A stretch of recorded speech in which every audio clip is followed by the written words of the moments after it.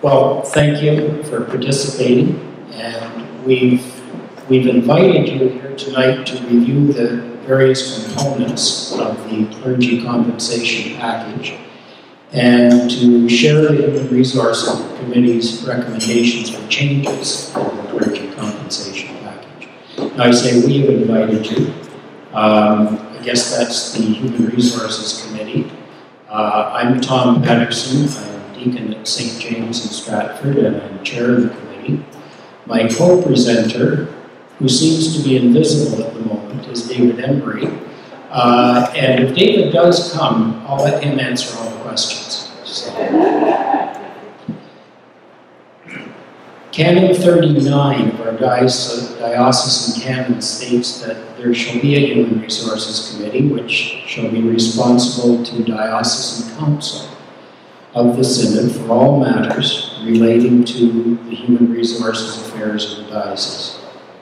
The committee is made up of clergy, laity, and members of Huron Church House staff. We usually meet 4 times a year to discuss matters such as stipends, housing, benefits, pensions, and all kinds of other things. We built into tonight's presentation times for questions after each section. Please hold your questions until we get to those breaks for questions and answers. It helps us move through it more quickly, and it helps me to maintain my train of thought when we're talking about the information. There will be handouts of the slides available to take with you at the end of the presentation. And when we finish the presentations, which will be as of Saturday, we'll also be posting the slides on the diocesan website. Also, at the end of the presentation, I'll be giving you an email address where you can send your questions, your comments, your concerns, your criticisms to me and to the committee. We'd like to get those by October 12th, if at all possible, so that we'll have them to discuss at our HR committee meeting on October 15th. So that address will be coming up at the end.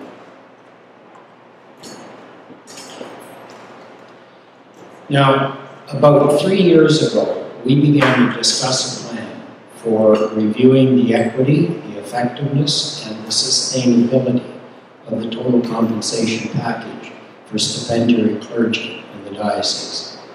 At Synod in 2017, a motion was brought to the floor to consider adopting the Ottawa model of remuneration. And that motion was referred to Human Resources Committee, and we included that in our deliberations to review that model and consider it for Huron. Remuneration of stipendiary clergy is the largest item in the budgets of most of our parishes. At the same time, we need to ensure that our compensation model is fair to our stipendiary priests. Throughout our review, we've sought to consider the best ways to balance the needs of the parishes and the stipendiary clergy. Saying stipendiary clergy over and over again gets a bit tedious. It's a bit of a mouthful. So quite often we'll just say clergy, and we're referring only to the stipendiary clergy. And we're aware that there are other clergy in the diocese who are not stipendiary. Now, total compensation. It includes more than stipends and housing allowance. It also includes housing allowance and minimum housing allowance policy, vacations and holidays, the General Synod pension plan, the Huron pension plan, the retiring gratuity benefit, paid sick leave days, short-term disability, long-term disability.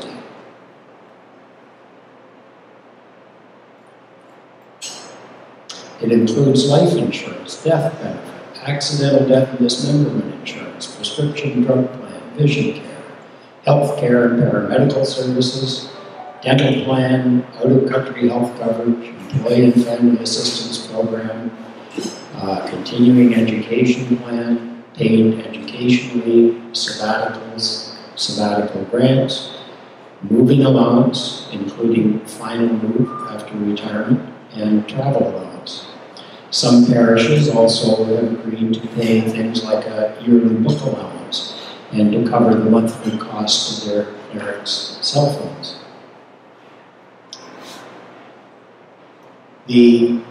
There is also coverage for dependents, and some benefits continue after retirement, not the whole package, but some. Ultimately, all these components are funded by a single source, and that's our parishes, either directly or through apportionment.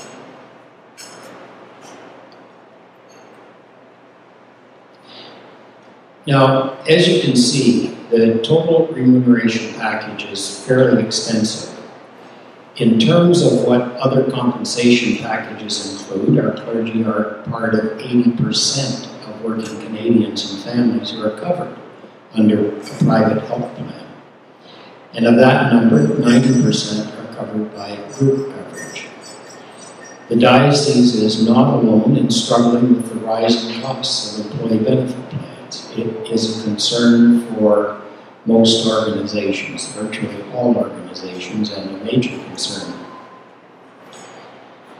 The overall number of Canadians with a pension plan has decreased over the past 40 years. In 2011, fewer than 40% of Canadian employees had a registered pension plan through their work. We're fortunate to be in a position to maintain a pension plan for our clergy, and that remains part of the package. Now, in order to work more efficiently and get lots of attention to each area, the committee divided into smaller subgroups, which then reported back to the entire committee. There was a clergy stipend committee, a housing allowance committee, and a benefits subcommittee. In order to illustrate some of the things that we will be talking about, I'm going to introduce you to three fictitious clerics who are at different stages in their calling, and illustrate the changes and how they'll apply to each of them. The first one is Nicole, and Nicole has been ordained for 14 years. Her stipend is $42,827, and her housing allowance, which is 40% of her stipend, is $17,131. And then we have Clayton. I kind of relate to Clayton because he's another guy whose hair is kind of swept down from his head to his chin. Brother in the spirit, as it were. Now, Clayton was ordained in 1995. His minimum stipend, which he's at, is $47,781, and his housing allowance, 40% of that, is $19,112. And finally, we have Zach. Zach was just ordained this year. Recognize him? Zach was just ordained this year. He's also at minimum stipend, and at the first step, he's at $36,125, and his housing allowance is $14,450. He's a brand new transitional deacon. Now, in all three of these cases, we're using clergy who receive housing allowance. Clergy who live in rectories will not be impacted by the changes to the housing allowance structure that we're going to be proposing, so we're just sticking to those who are on housing allowance. I'll start first of all with stipends, and I want to say a word or two about that word stipend, because it sounds like churchy kind of language, and people tend to think of stipend as a salary or whatever. Dictionary definitions sometimes don't apply to all circumstances, but they are a little different. A stipend is a particular amount of money that is paid regularly to someone, period. A salary is a fixed amount of money paid to someone for the work the person is employed to do. Now, a stipend, historically, is provided in order to enable the clergy person to exercise his or her ministry without the need to take another job in order to earn their living. This allows the stipendiary cleric to exercise the ministry to which God has called them and to which the church has set them apart without being preoccupied with having to provide their own financial support for their ministry. Those who are ordained are not employed by the church in the usual sense of employment, and hence are not paid a salary or wage. There are some exceptions. They use salary language in some dioceses across the country, but most would say stipend. Rather, the church orders its life so that the person who God has called and the church has set apart for ministry is able to exercise that ministry and is provided with a living allowance in order to carry out that ministry. This allows the priest to be available to parishioners as needed, particularly in the case of pastoral emergencies. While our clergy do work and work hard at their ministry, it's not defined as work in the way that other occupations are. The term is often used as that clergy in most church organizations are considered to be office holders. They are not considered to be employees. The compensation package is intended to provide adequately for a clergy person to live during their working years and into retirement. Now, this is kind of a shortened version of the minimum stipend schedule. Many of you will be quite familiar with it, but if you aren't, this is just a little bit of it. This list shows 5-year steps on the minimum stipend schedule. And in fact, when the full schedule is spread out, it's 1-year steps. So each year, Diocesan Council authorizes a minimum stipend scale for the diocese.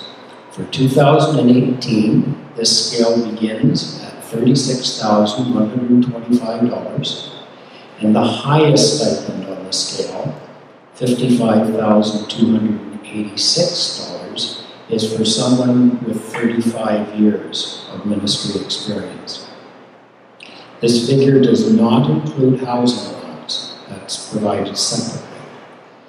Many parishes, in fact 47% of parishes at present, pay above the required minimum.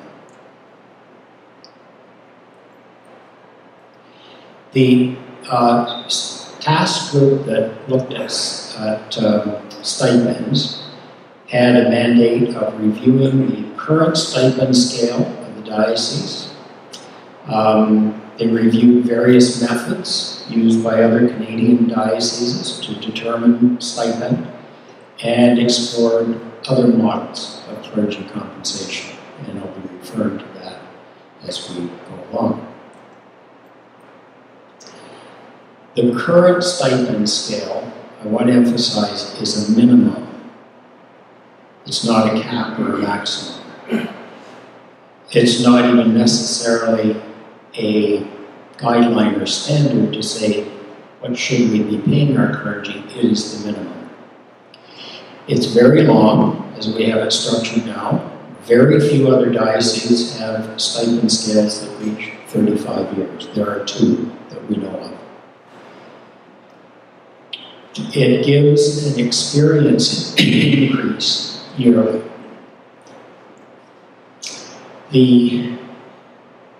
An increment increase also has built into it a cost of living increase, because what happens is, assuming that we increase the minimum stipend schedule to reflect cost of living, which, as long as I've been on the committee, which has been a very long time, we always have. And so a cleric who is on the minimum stipend schedule gets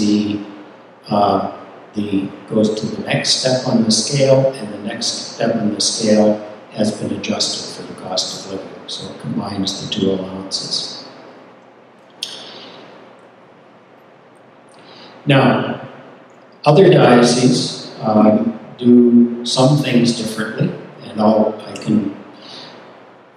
if you have questions about that, I do have some information I can share with you, but at this point, we'll just move ahead and talk about the one that's very innovative.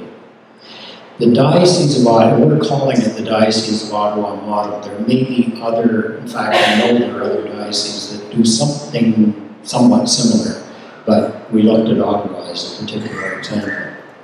And it was that kind of model that Synod had asked us to consider, and it is innovative. Instead of each parish paying the cost of their rector and or other paid clergy compensation, everyone forwards their share of overall ministry costs to the diocese. And by ministry cost, I mean the cost of compensation for the cleric. This amount is based on a fair share calculation, and it's not directly related to the compensation that the priest in that parish actually receives. Your rector might receive more or might receive less in stipend and housing than your parish pays in ministry costs. Now, the great advantage of this is that it makes clergy movement within the diocese easier, as who the rector is does not depend on the level of experience the parish can afford. And it makes it possible, for example, for a long-term cleric to be able to go to a parish that seems to be a good fit, that normally would not be able to pay at that level. But of course, as it all works out, other parishes would have a cleric that is earning less than they are contributing to the pool. The challenges are, among others, that implementation would be difficult. It would probably require running 2 pay systems for a period of time, and there's some cost to that. Some parishes may dislike having less input into their cleric's compensation. It also would require a total reconfiguration of the basis of apportionment. Apportionment is now based on the parish's expenses, and that includes the compensation of the cleric, and in most cases that's the largest item in the budget. So it would require a restructuring that goes well beyond HR. I've also heard feedback from Ottawa, for some clerics and some lay people are saying, why on earth would you consider this system? We hate it. Part of it is that they feel that it limits the ability of the parish to have choice of who their cleric is going to be. And I wondered about that for some time, because it seemed to me it shouldn't do that. But with parishes in a position potentially to have a cleric who is above the level that they would normally be able to afford, and other parishes feeling possibly unhappy about paying more than is being paid to their cleric, it does probably tend to require the bishop or the diocesan staff to exercise more control over who goes where. And that seems to be what I heard from some people in Ottawa. Now, just some quick points about other dioceses, some of the things we found. Some of them combine housing and stipend into what they call a salary.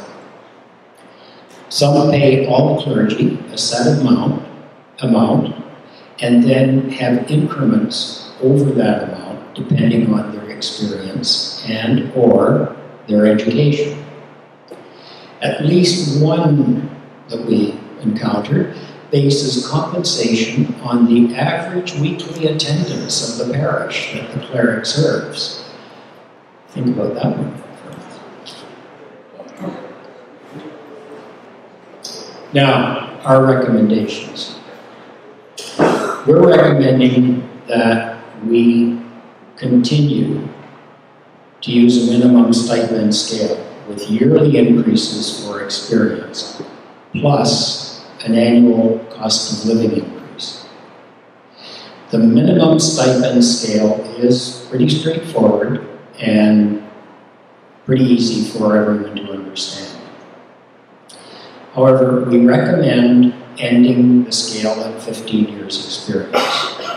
We put forward this thought at Synod in 2017 and indicated that we would be considering it further and exploring it further and ask for feedback and thoughts on that. But the reason for it is it's becoming increasingly more difficult to place a cleric in a new position if the cleric has more than 15 years experience.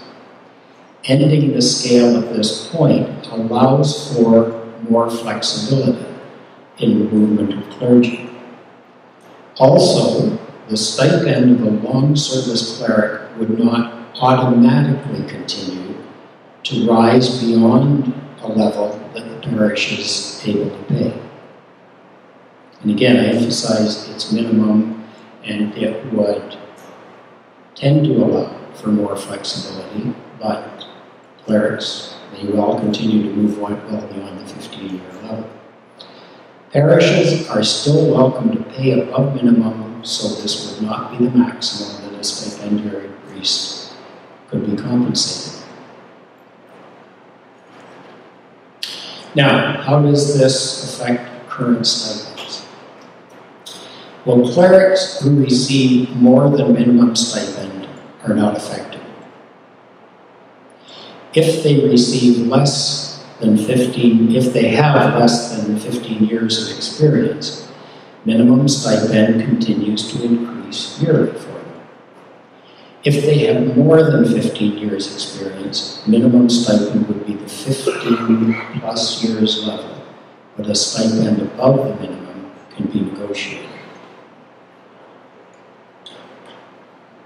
So let's look at our three clerics. First of all, Nicole. Nicole would receive a step increase in 2019 because this year she's at 14 years. And if she stays at the minimum for 15 or more years, she would receive an annual cost of living increase. The reason being that that minimum, the 15-year plus minimum, is adjusted by the cost of living increases each year. My friend Clayton. Each year, Diocesan Council recommends a cost of living increase be given to those who are above minimum on the stipend scale. Clayton could negotiate this and any other increase with the wardens of his parish. Finally, Zach, he's the newly ordained transitional deacon. Zach would receive at a minimum the yearly increment and cost of living increase each year until he reaches 15 plus level.